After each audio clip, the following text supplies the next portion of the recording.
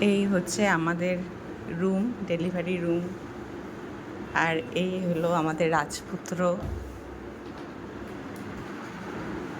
এই যে এখানে আমি ছিলাম, এখানে আমার বেবি, আর এখানে আমার বাচ্চার বাবা। এদিকে হলো বাথরুম, এখানে বাচ্চার খাবার দাবার, আর এখানে আয়না। এটাই হলো আমাদের হসপিটালের রুম ট্যুর।